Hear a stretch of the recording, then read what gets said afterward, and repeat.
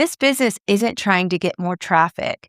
It's trying to get the right work. And that's what semantic alignment actually does. If your services, pricing, or ideal client has shifted, that's exactly when a semantic alignment report matters. Because AI should grow with your business, not trap you in its past.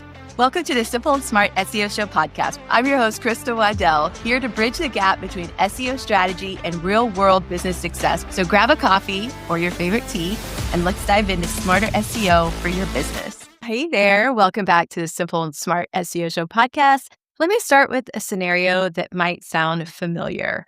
So let's imagine you run a solid local service business. You've been around for years. You do good work. You do great work. You have a website, but something feels off. Not because business is bad, but because the work that you want more of isn't the work you're getting. That's exactly where this client was. So here's the big idea I want you to hold on to for this episode. When your business evolves, your meaning has to evolve too, or AI will keep recommending you for the past version of your business.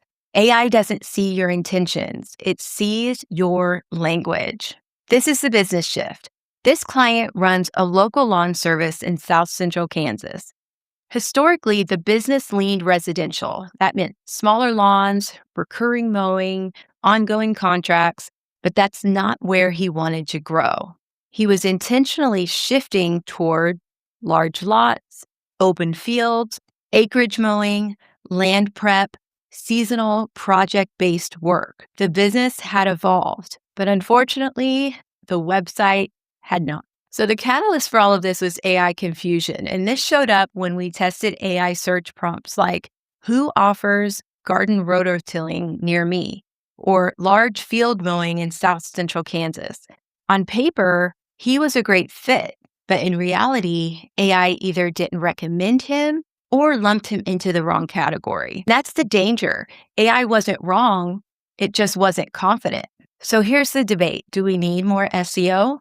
At this point, most people will assume they need either more content, more keywords, more backlinks, but none of that fixes a meaning problem. The issue wasn't visibility.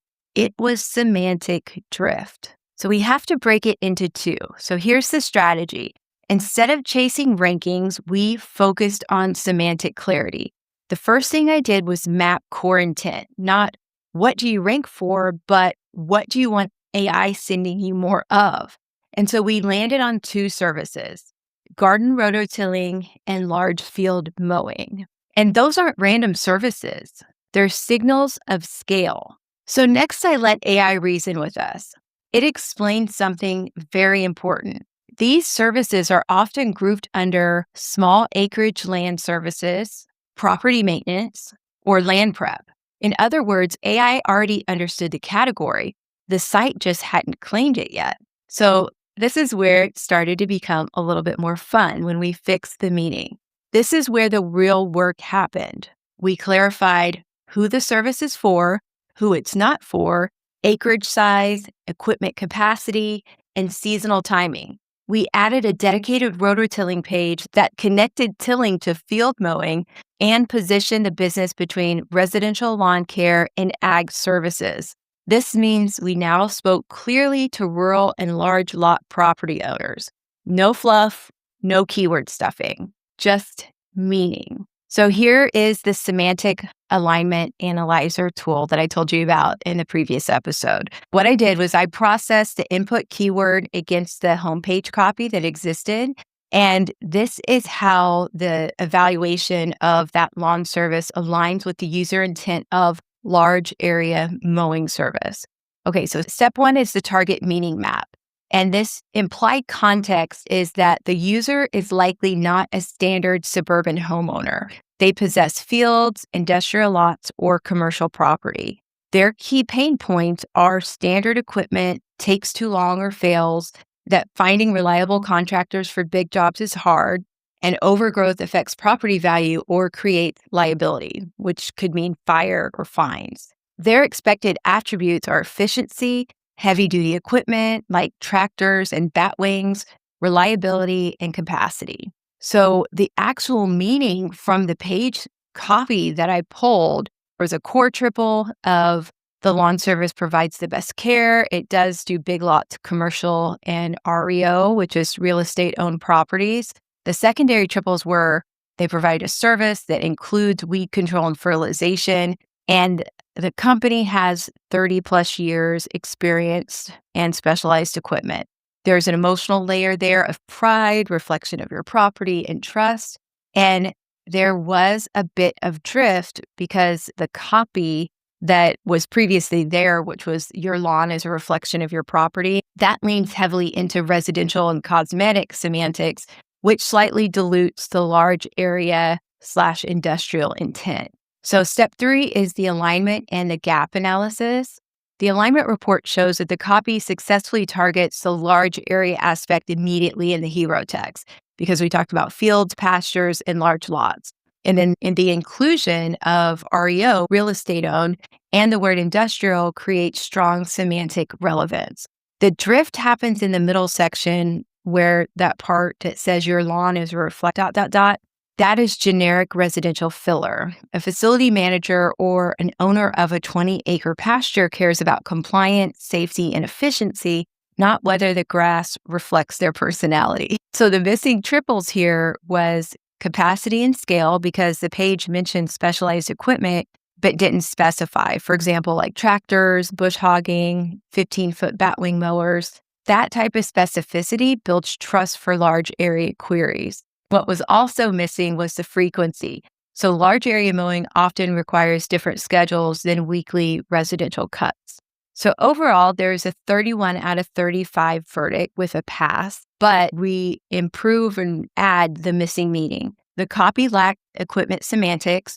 Users searching for large area mowing want to know that we have the horsepower. So words like acreage, tractor mowing, or bush hogging are semantically denser than just large lot. There was that emotional misfire of your lawn is a reflection of your property, mismatch for the target audience. The current emotion is pride and vanity, which is more of a residential focus. The target emotion is relief, reliability, compliance, and has a commercial / agricultural focus. So what we're going to do is we're going to swap that reflection copy and change the focus from beauty to property value preservation and liability reduction. And then we're going to elevate the 3-day guarantee because this is a massive value proposition for commercial clients who are used to vendors flaking out. So this should be higher up or tied to the request quote button. And then we're going to add specific keywords, words like acreage. Then we're going to mention the specific type of machinery, for example, industrial grade mowers to prove competence. So after that, this semantic tool rewrote the page and I updated the homepage copy. I then ran the page through my Semantic Alignment Analyzer. The score was 34 out of 35. More importantly, there was no drift back to residential language. The core meaning held.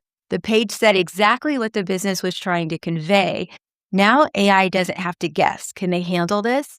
The site answers that directly. One of the most important fixes that we needed to make wasn't even on a service page. It was on the contact form. So let's think about rototilling. It's a one-time service per season. But forcing customers to choose one-time service can feel wrong because gardeners think in seasons, not emergencies. So we changed the frequency option to one-time / seasonal project. That one change, number 1, matches buyer psychology. Number 2, prevents intent confusion. And number 3, reinforces the shift away from residential contracts. And yes, forms train AI too. So this is the part I love. The client immediately felt the difference. The page finally said what he'd been trying to explain about his business. The site stopped pulling him backward and started supporting where he's going. That's semantic alignment you can feel. So what's next? The next step isn't more SEO. It's the thank you page. Because seasonal project clients and ongoing contract clients need different expectations set after they submit a form. That's where alignment either holds or quietly unravels. So this business isn't trying to get more traffic. It's trying to get the right work. And that's what semantic alignment actually does. If your services, pricing, or ideal client has shifted, That's exactly when a semantic alignment report matters, because AI should grow with your business, not trap you in its past. What was also pretty cool is inside my SEO school, which is aiseoschool.com, and that's school with a K, I have given access to these different GPTs that I've created. The GPT will be available to purchase on its own shortly. But if you're inside the SEO school, you can get access to the GPTs that I've created and that I teach inside the school. So one of my members said that she listened to the podcast and thought she would try out the semantic alignment gem on some pages. And she said, wow, some great feedback and results, especially for my homepage. I thought I would try it out on my highest traffic page, a particular blog. And she said it was brutal. I can completely understand the result and we'll have to have a think on how to change it to align more with my brand and send more sales my way instead of Amazon's. She put a screenshot here about how the tool gave her a comparison of the two meaning maps, what she intended it to mean and what the actual page meaning was. So I love that people are putting this into practice for their websites. And I hope that if this appeals to you, that you'll try it out as well. If you want to try the light version of the page analyzer, definitely join us in the AI SEO school for my 7-day free Shopify traffic challenge.